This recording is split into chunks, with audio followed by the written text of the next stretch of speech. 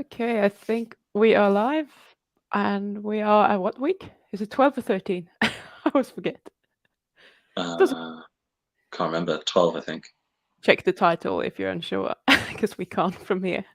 So we're kind of halfway-ish, roughly. And yeah, I'm kind of curious. But before that, we have to have the mandatory bad jokes. So you go first today.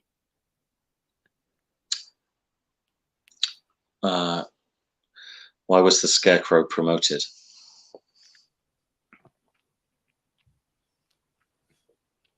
I don't know. Because he was outstanding in his field. Haha. What do you call a belt of watches? What? A waste of time. Right. Now we got that out of the way. I was going to say, if you're gonna groan disdainfully at my jokes, you can't then follow up with a even worse one. Oh yeah, I can. Okay, interesting. That's Interesting hypocrisy. well, I can groan at my own jokes as well. It's not just yours. It's terrible. So, how has it gone this week? Yeah, it's gone well. Yes.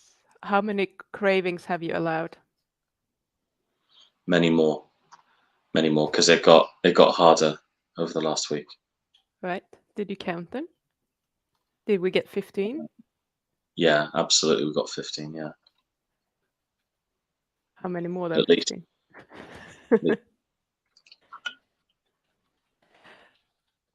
So, when you're allowing these cravings, how do you feel after that?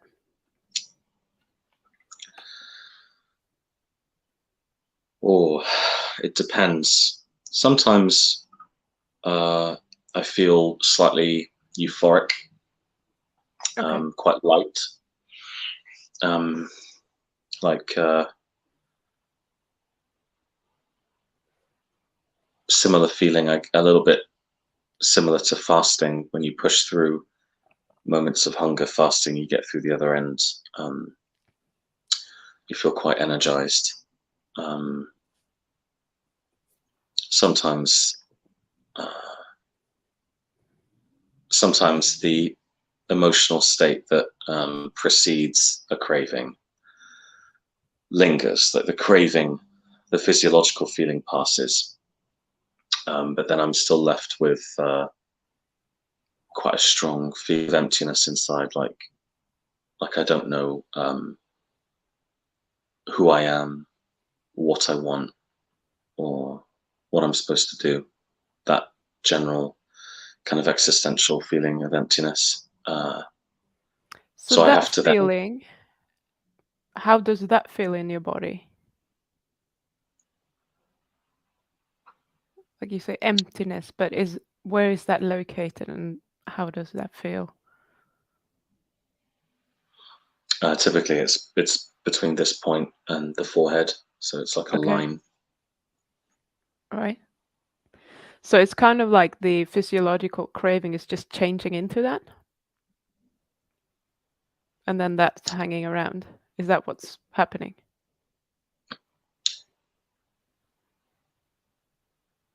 I don't know. I think I think they're interlinked, but one can pass before the other one passes. In fact, the emotional feelings can linger for many hours after, and sometimes the only solution, if I can afford to, is to sleep. I find, I mean, I'm not a psychologist, but I would hazard a guess that that's depression, Mm-hmm. and my strategy has always been to sleep it off. So just take a nap for a couple of hours and wake up, and that can sometimes do the trick. Uh, Exercise as well is quite good for changing my hormones, getting some good hormonal feelings inside. When you have this empty feeling, is that Does that make you want to eat the thing that you craved before, or does it urge you to do anything other than the things that are good for you? Does it urge you to do anything that is not good for you? I should have said. Oh, sure. Oh, yeah, absolutely. I, you know, depending on the mode in which I am, Mm. it can be anything from gambling to pornography, occasionally alcohol, but most of the time, uh, I can distract myself from that feeling of emptiness by just leaving the apartment and going out into the city and just making everything revolve around eating, going to a number of places in sequence, and yeah. Um, so if I choose not to do that, then I'm in this very tense and anxious place, which is it's like inertia. Um, and yeah, uh, the last week has been good because the 2 or 3 moments when I felt like that, I just forced myself to do housework, lots and lots of housework, and my apartment is looking a lot better, um, and made some nice changes, some nice improvements, and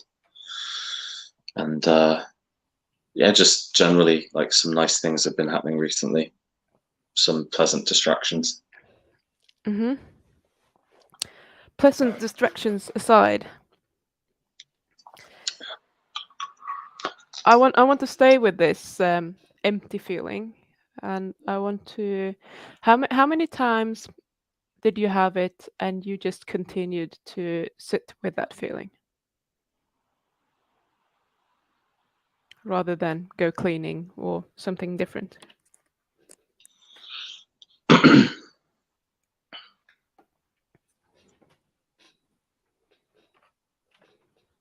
I don't recall sitting with it. I don't recall um,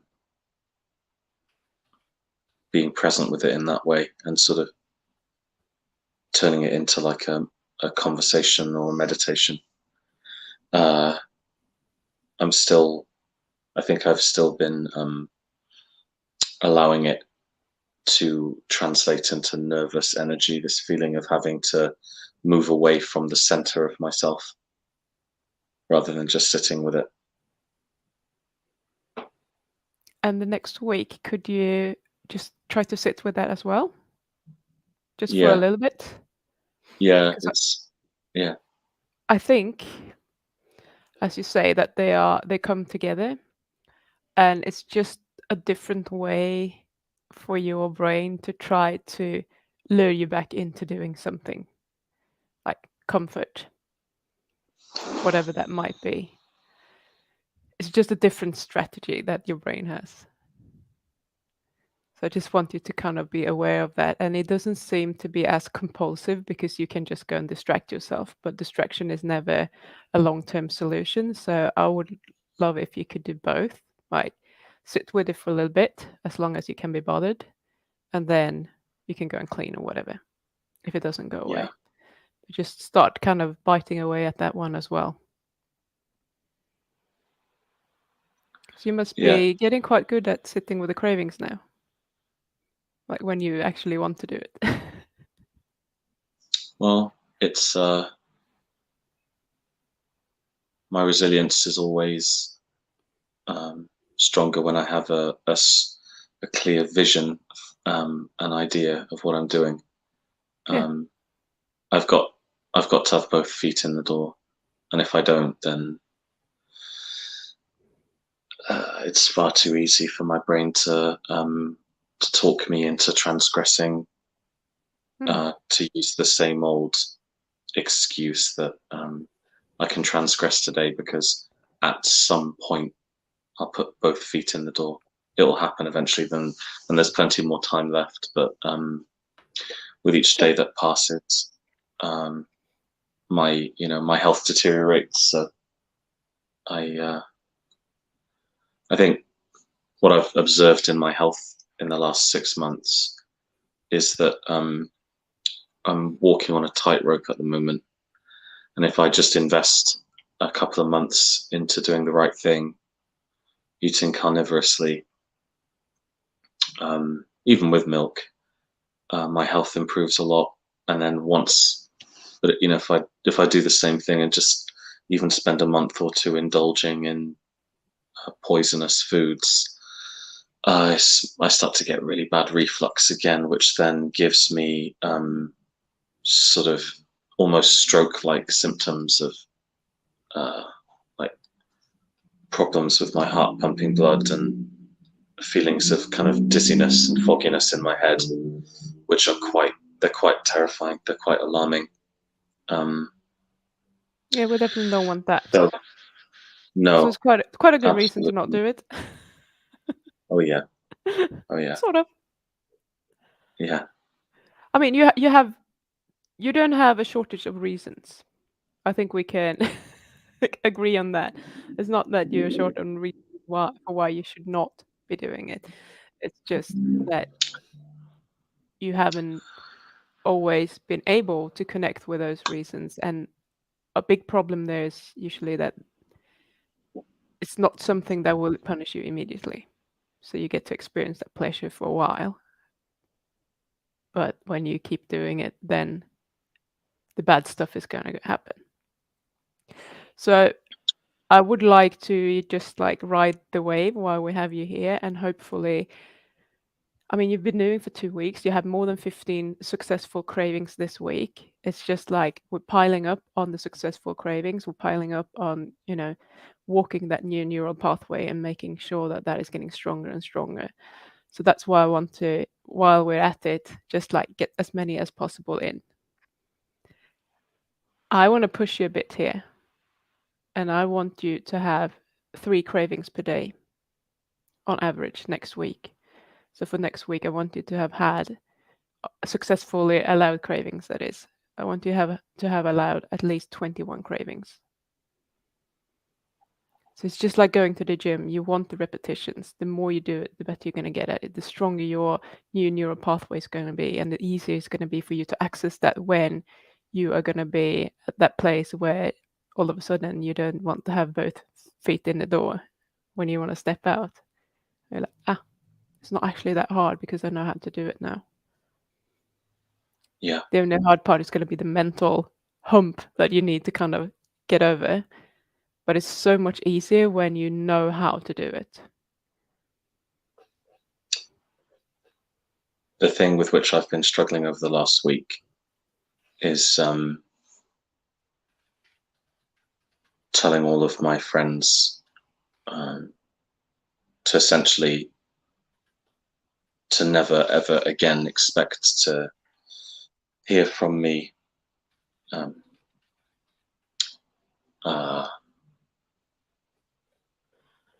in the context of food and eating out and drinking booze and things like that. Like, Okay. it's quite a big transformation. I've got some wines in my collection. I'm just going to give them away and sell the rest. Because yeah, even when I drink booze now, I feel like crap. I feel depressed the next day after I drink alcohol. My sensitivity to all of this stuff has really ramped up in the last 5 years. I can't get away with it anymore. Getting old. Yeah, I am. I'm getting old, and but also being carnivore on and off over the last 4 years has given me, excuse me, has given me the experience, the protracted experience of knowing what it feels like without plant foods, which has made me conversely more sensitive to their deleterious impact. So now all I have to do is just to have like one chocolate cake, never mind 10, never mind, Yeah. eating it all day. All I need is to just be at work, at a market. Everything's going fine. I've just had one coffee. I've had some yogurt, some milk, some bacon and eggs, and I feel great. Energy's high, mood is stable. Physically, I feel good. And then I don't know, I'll be next to a stall that does brownies, and they'll just offer me one for free, Yeah. which is, you know, So have you and had any of that this week? yeah, oh yeah, And I've been what next happened? to. Tell me. Well, I like to give people charcuterie. Yeah. So I was next to some lovely girls who made brownies, different brownies, and I gave them some hams and stuff, and they insisted on giving me a box of brownies to thank me. So I just gave them to a friend, and had to like sit with them in my flat for a day looking at Perfect. them, but I resisted. Did you Um, resist or did you allow?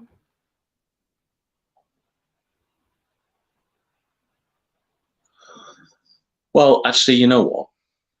The truth is, I actually didn't have any desire to eat them because they were made with margarine and not butter.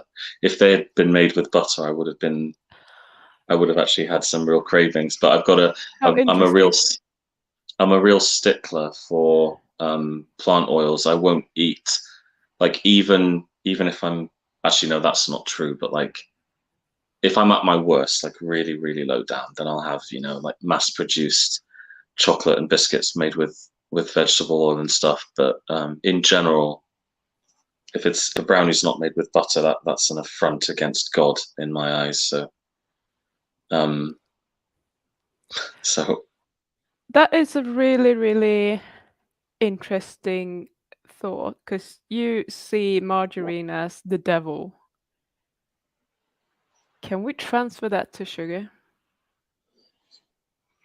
yeah, Because yeah, if I you could think we see can. sugar that way, you're like, "Pff, I'm not having that." Mm, I do. I've been through periods where I've been 2.5 months into carnivore, and milk and honey give me um, all I need in kind of in the dopamine area. And then I'll walk down supermarket aisles of chocolate bars, and just it's just dead to me. I'm just dead to it. It doesn't hold any sway. That's the great thing about the momentum of carnivore, is that once even with some lactose and a bit of glucose and fructose from the honey, even with that, just having so much protein and fat going through your system, it just it's so deeply satisfying. You connect to it, and then um, sugar becomes invisible. The trouble is when you, out of almost a sense of novelty or boredom or a desire to break up the routine, you then allow a little transgression, and then once it goes in, But would you uh, allow a little transgression with margarine? no. No. So let's have a look at what is it about margarine that you feel so against? Well, aside from the fact that it's loaded with linoleic acid, it's an imposter, and there aren't really many ingredients in a cake. It's just fat, eggs, flour, and sugar. Yeah. And so you've taken 25% of it um, and replaced it with a kind of imposter, a sort of faux hydrogenated butter, which just tastes like shit. It's got that horrible, nasty, chemically synthetic, bland non-taste. It provides texture, but it doesn't actually have any of those lovely dairy flavors that you get from the butterfat and the milk solids. And yes, indeed, my mother shoved a lot of sugar down my gullet growing up, but I was raised on butter, and I love butter. I love anything high in stearic acid is going into my trap. Okay. There's a lot about taste there, which is interesting. So other than taste, what Other else than is there? taste, Yeah, what else is there about margarine that you loathe? well,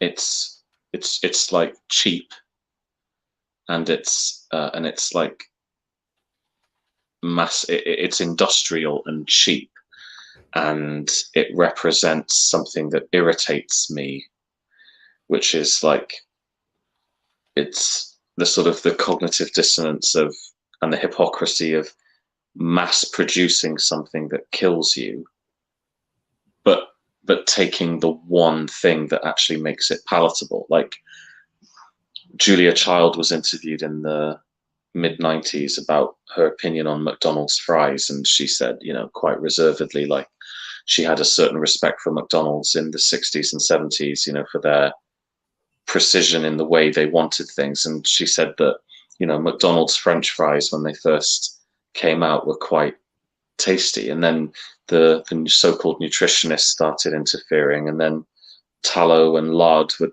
taken out of the deep fat fries and replaced with seed oils. And it's just sort of, I have a kind of a deep sense of annoyance at the fact that it's bad enough that these highly addictive foods exist in the first place, but we can't even have a good version of them. You can have a good version of junk food if you go to Las Vegas and you go to the Heart Attack Grill, that place popularized by its kind of strange, macabre, morbid pride in killing its obese customer base. Such is America, but when you watch documentaries about the food there, it's just so wonderfully encouraging and tantalizing to know that they're putting butter in the milkshakes and they're deep frying the fries in lard. And it's like, yes, if I want to die, if I want to eat myself to death, then I want it that way. I want to do it my way. Okay, I want to So destroy yeah, this illusion of yours. You said we it's can't not. even have we can't even have a good version of addicted foods with the margarine. How Well, are these look, addictive foods a good yeah. version just because there's butter in? Well, no, I only meant, I'm speaking with a sense of frivolity and absurdity. Like I'm just saying, good pertains to good in my gob, like good taste, not. Right. Okay. I see what you mean. So, I'm trying to find a connection to sugar here. Doesn't it irritate you that sugar is mass-produced crap just there to make us addicted to foods? We're only using sugar, well, mostly using sugar to add to foods to make them more palatable. And we know that sugar is addictive. Yeah, I mean, I guess maybe I've made more friendly inroads with the devil on this subject because um, I'm not just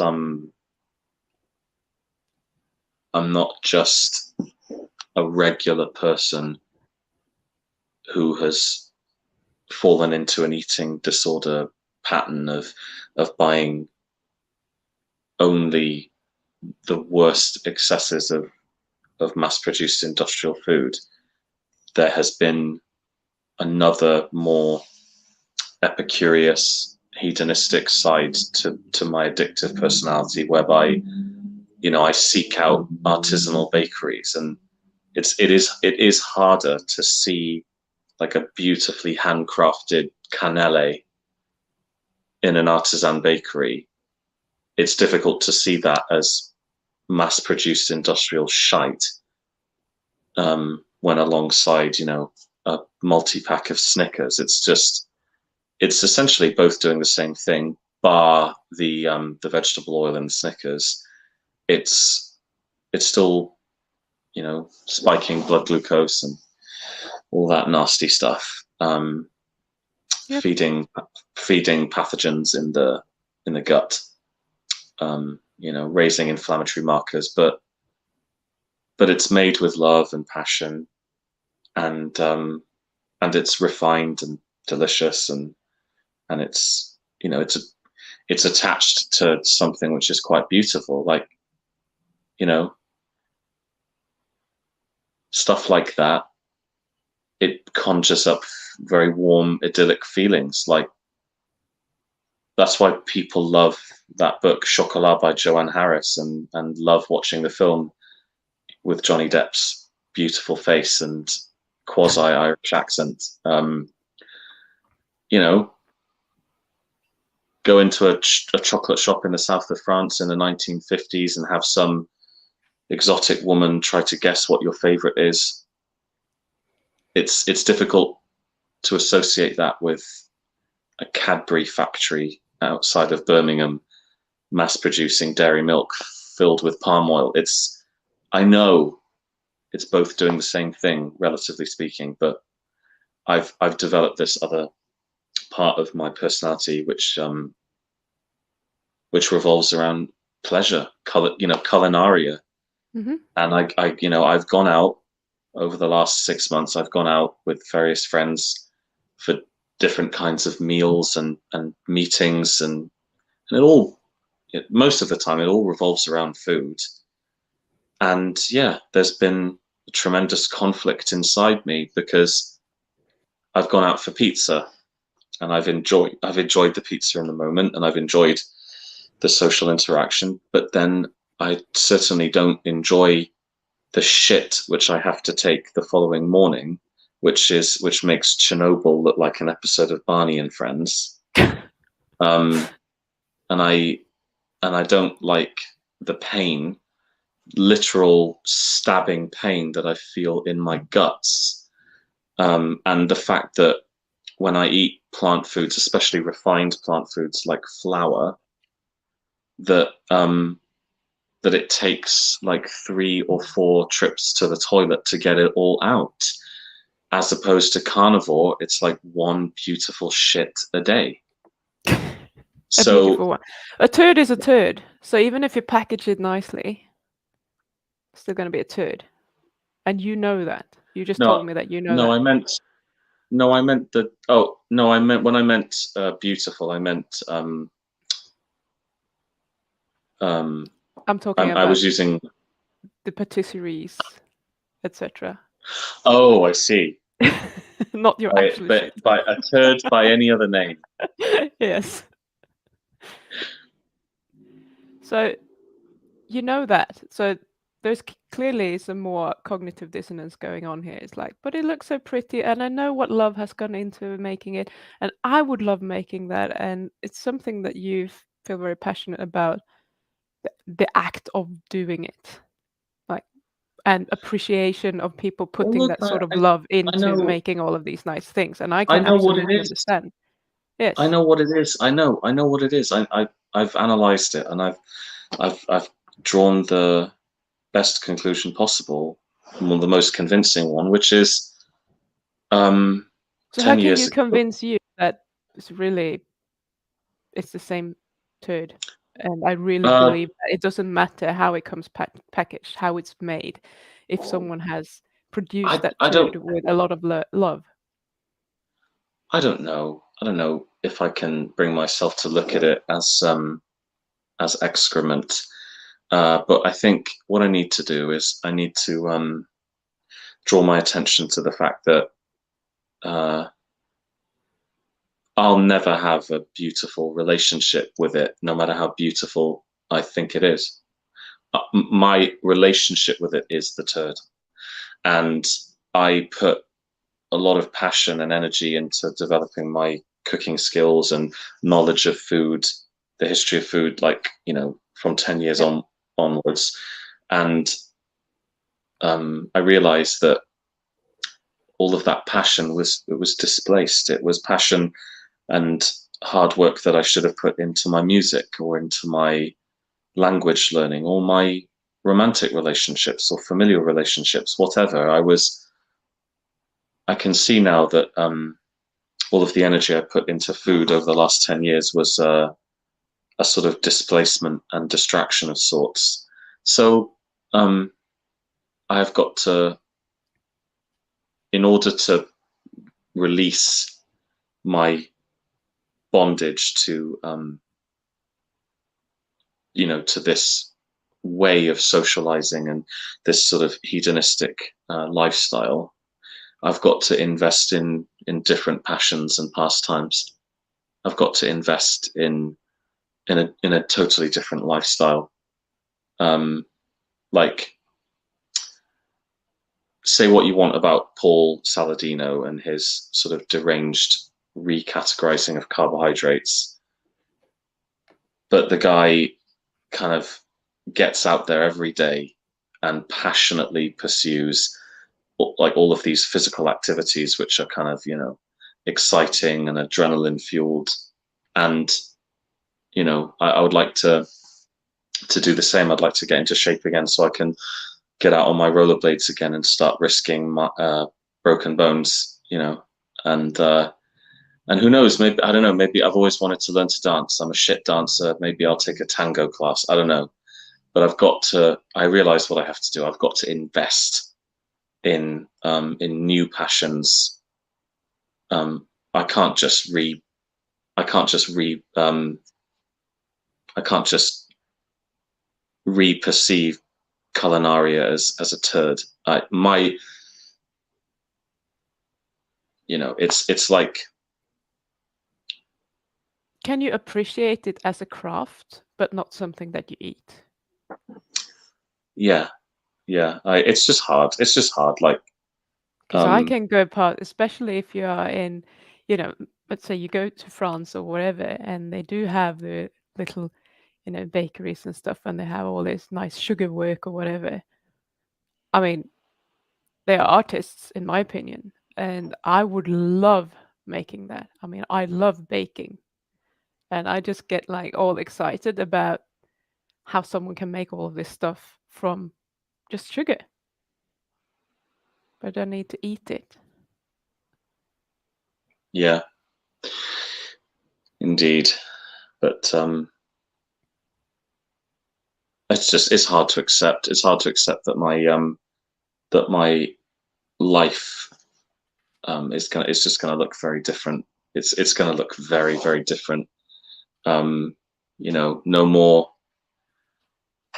cocktails with my epigeneticist friend Abder at 1:30 in the morning. No more Manhattans in a speakeasy cocktail bar. No more, you know, no Neapolitan pizza, in a pizzeria in Italy. Like, no,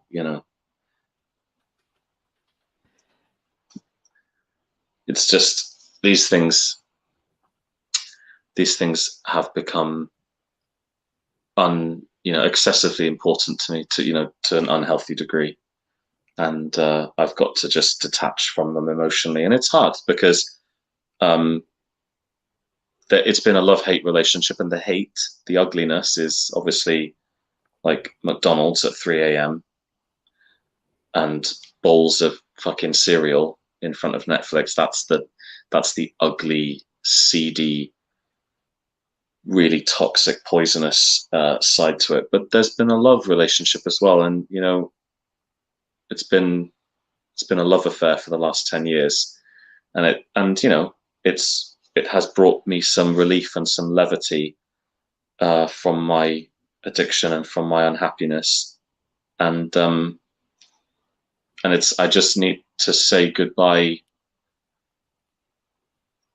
I just need to say goodbye to it. It's like having a relationship with two twin sisters, and one is angelic and the other is malign. And you can't have one without the other. It's like I have to let go of the good in order to rid myself of the bad, and it's hard. Yeah. It's because it's frightening, because What are you I'm not afraid of? exaggerating. Well, I'm not exaggerating. I really am being earnest when I tell Yeah. you that for the last decade, I constructed my whole identity around this shit. Like So every you're one of my afraid of friends. losing your identity? Of course I Okay. am. I'm afraid of not being able to create a new one, What because in identity terms, do you want to have? well, uh,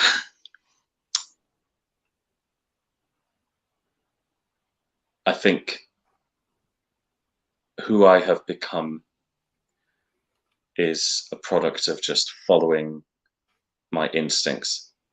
And my instincts may have changed over the years, but I followed them nonetheless. Just the idea of being the steward and the architect of my own decisions to form new habits, new instincts, that's terrifying, because um, because I've never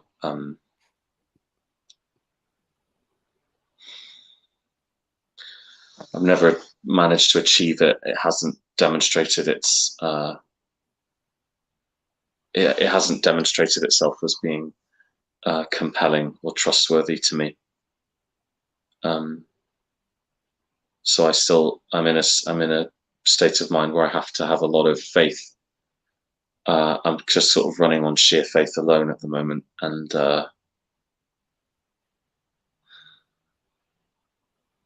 But what do you want your identity to be?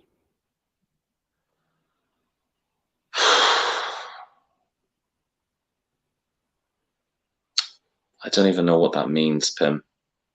I don't So even how can know. you be Like, afraid of losing it if you don't know what it means?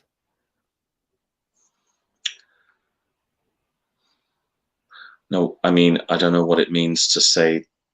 I don't even know if it's possible to want a different identity. I'm forced into saying that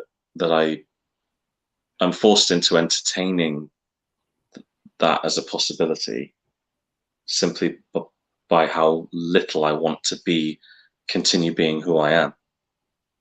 But not wanting to be who you are isn't the same as being confident in becoming someone new. I'm stuck between the two. I'm stuck between. Okay, I'm Uh, bringing out the platter here, and it's full of identities. You can just pick one. Which one are you going to pick? You get to choose.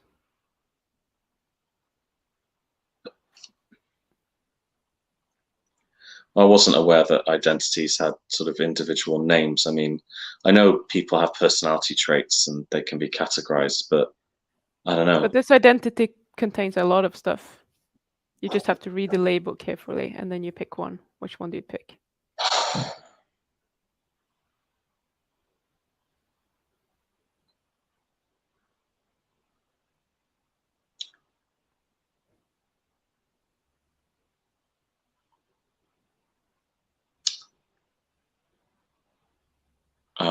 Okay. I want to be. Uh, I want my personality to be stable, positive,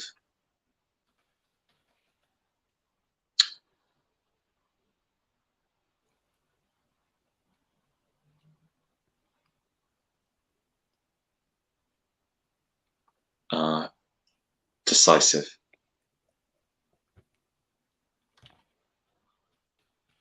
Yeah.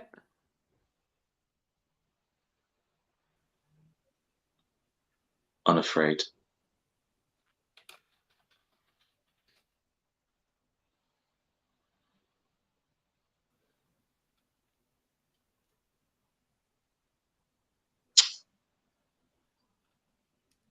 considerate,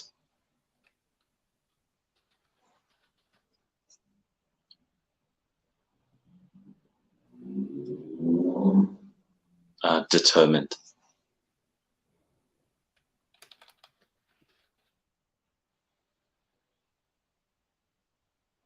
fun, as in, joyful,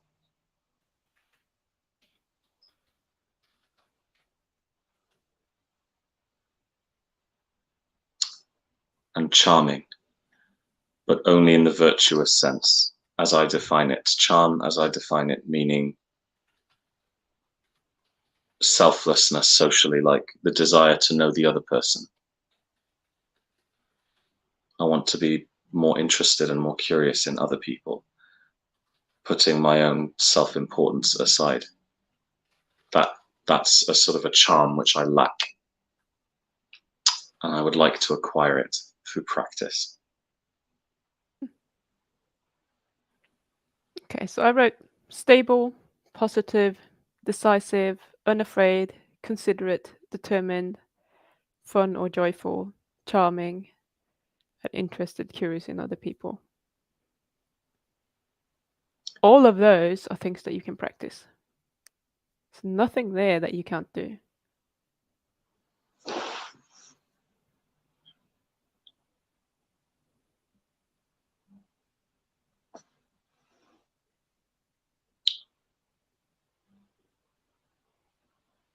So what comes up for you? Thinking about all of that. The same thing that always comes up, which is self-hatred, the voice that tells me I don't deserve any of those things, and that I'll never be any of those things because I'm too ugly.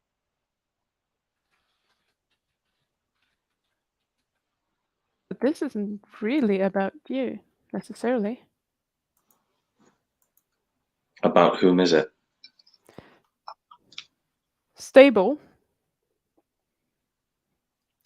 Yeah, it's about you, but it's also about how you interact with other people, how you react to what they're doing, which probably will make it more pleasant for other people to be around you. Right? Right. Positive, same thing.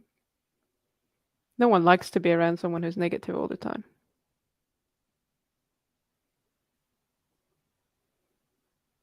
Decisive, you would make my life a lot easier if you were decisive. That's why I was laughing.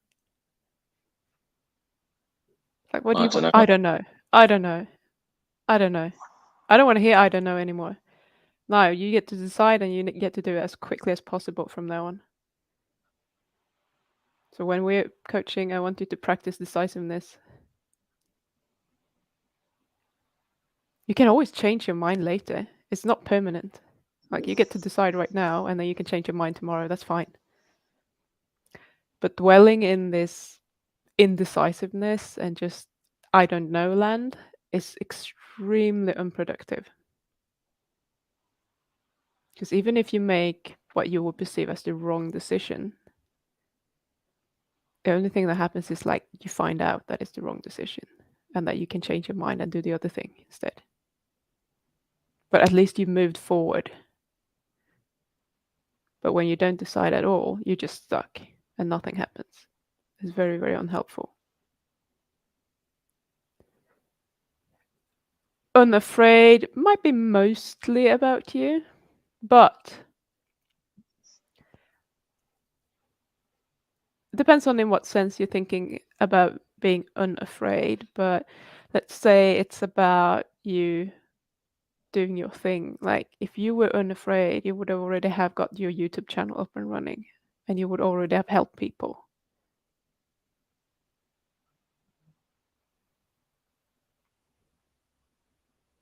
Considerate is obviously about other people. Sorry, what did you want to say? I didn't want to say anything. Okay. And charming, that was all about other people, mainly, when you described it anyway.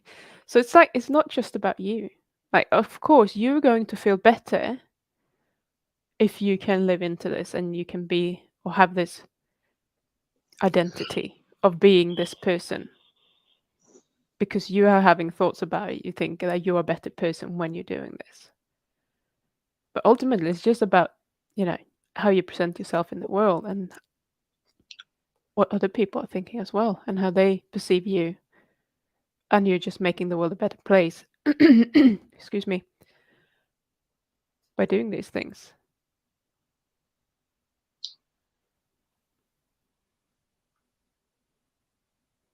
Or characteristics of being rarely, if ever, exist in a vacuum. Are you in a vacuum? Well, no, no one is unless they're Tom Hanks in Castaway. So, when you say like I don't deserve it, do the other people deserve it? Your friends? Oh, certainly, people around me don't deserve me at my worst. That's for sure.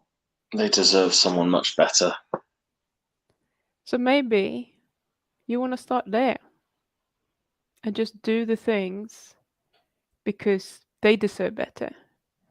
And when you when you're doing it, you will be able to love yourself a little bit more because you have done it already. Might make it easier to kind of start doing those things. I already am. Yeah, I'm sure you are. I don't doubt that for a second. I am trying to be a better person to other people. Yeah.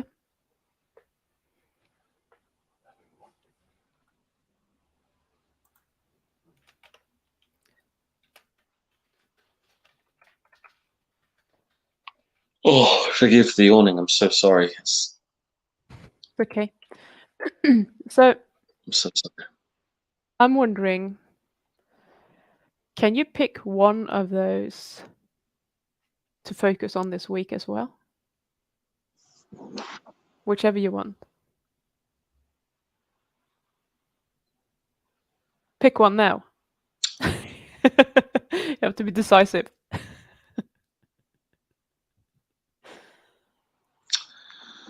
I pick considerate. Okay.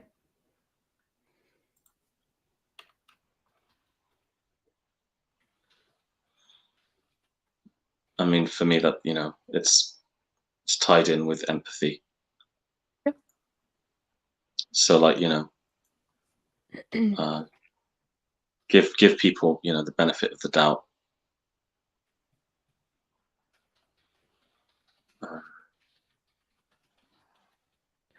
So how are you going to practice this?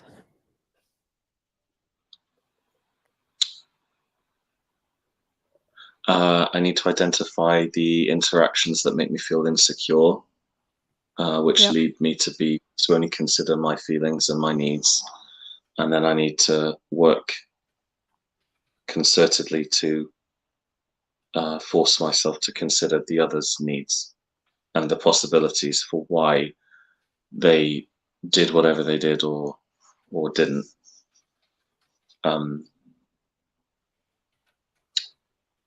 Yeah, to consider the other, to acknowledge that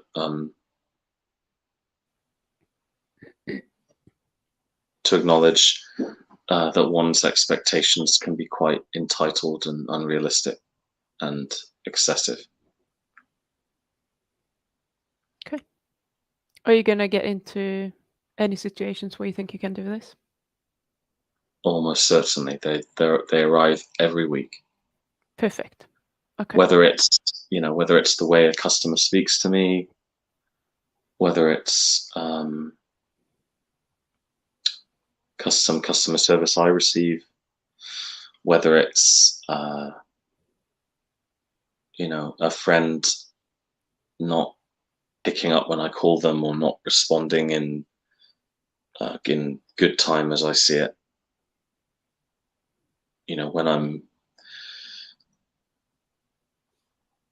When I'm lumbered with insecure feelings of being ignored or abandoned or neglected, I need to consider the lives of others. Yeah. And that Okay. it doesn't revolve around me. Perfect. So we have 2 pieces of homework. Well, 3 almost. 21 cravings, allowed cravings, and extend them to the empty feeling part. So that's kind of 2. And practice the empathy or being considerate.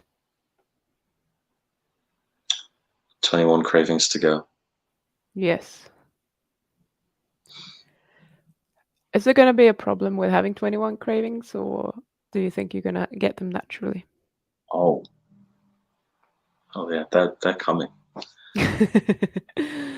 Okay, so if they are not coming, if you realize that on Monday next week you only had 10, what you can do is like you have to manufacture them. So you can just go out, have a look at brownies or ice cream, or go and smell the fresh bread in the bakery, whatever it is. Like put yourself in situations where you will definitely get cravings. I do that anyway. Okay. Sweet. Now, this is fun. We're getting somewhere. We have a lot of allowed cravings, which is awesome.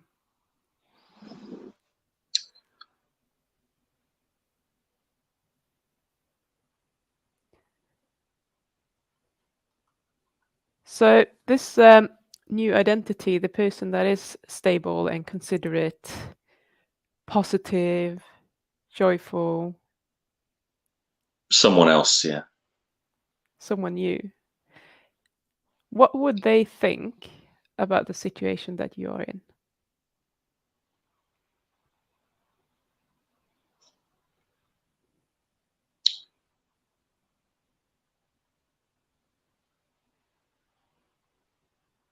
They would want to help me.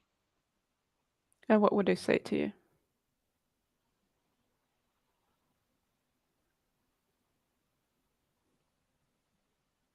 That I should take better care of myself and that my life is worth living.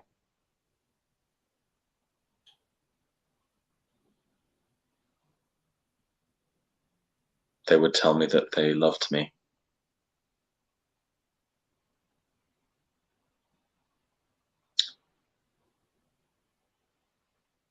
They would tell me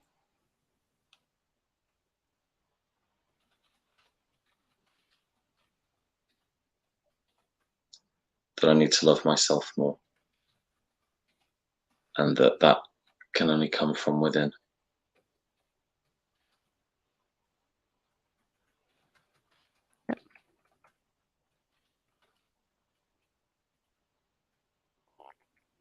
And I'm pretty sure that you, if you saw someone else in your situation, would tell someone this, wouldn't you?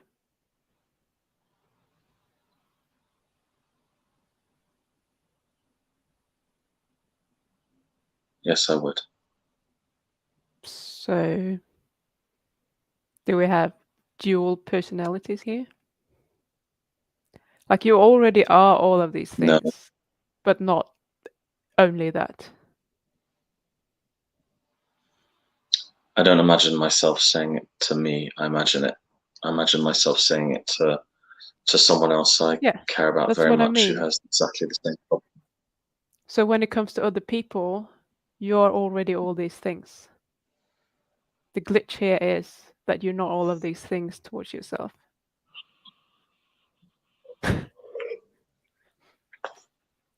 That's a bingo.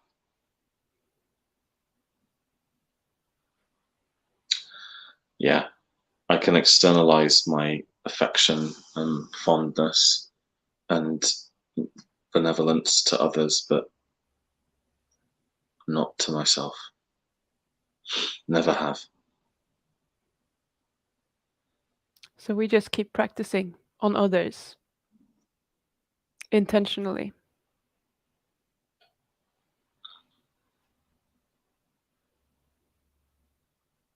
And I think next week we might want to focus a little bit. Fingers crossed, everything will go all right with all your cravings, etc. And I would like to start focusing a little bit more on kind of your self-love and dig into that, because I think we need to go there now. That is always in the way. Are you okay with that? Come this far. Yeah.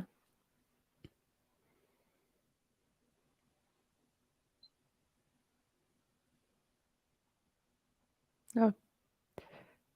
How do you feel? Like, what are you thinking? You look skeptic, maybe. No.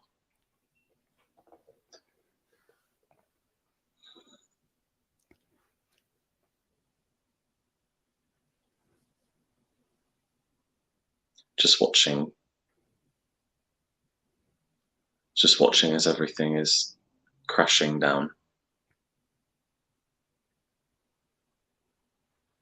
Spent many years constructing this edifice of hostility, defensiveness.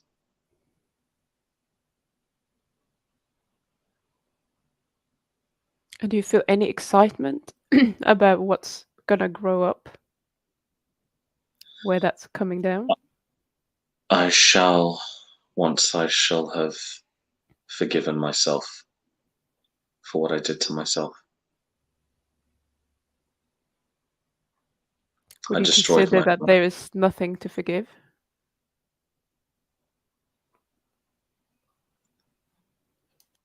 I suppose that's a question of psychology, isn't it? We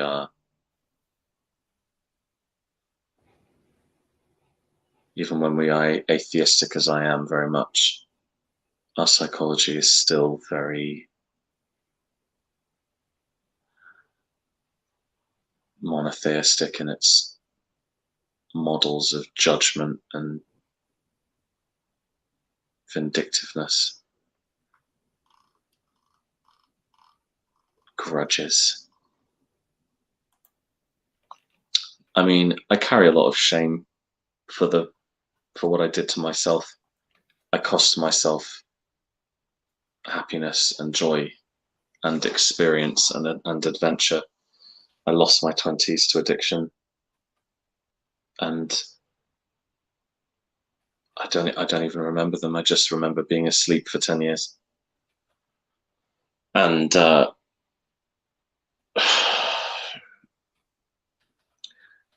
it's just, I just don't understand. I don't understand myself. I don't understand who or what I am and why a person would do that to themselves. All I know is that I did.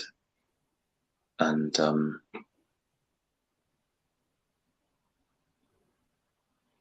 I have a little boy inside me. I have a little boy inside me I need to take care of, but he doesn't trust me because I've hurt him and bullied him. So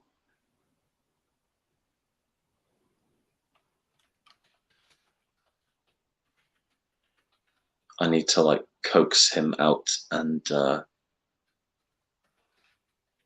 he needs to learn to trust me.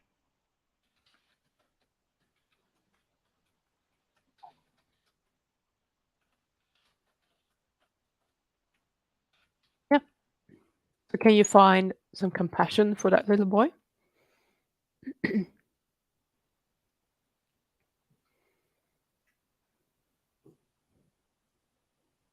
It's a really good place to start, because he's part of you.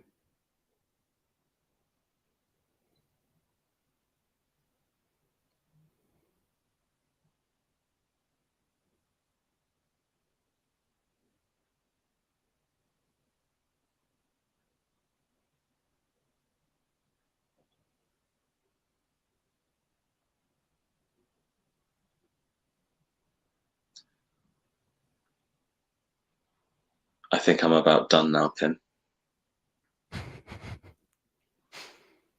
Yeah. I don't have anything more to give. It's okay. We're at time.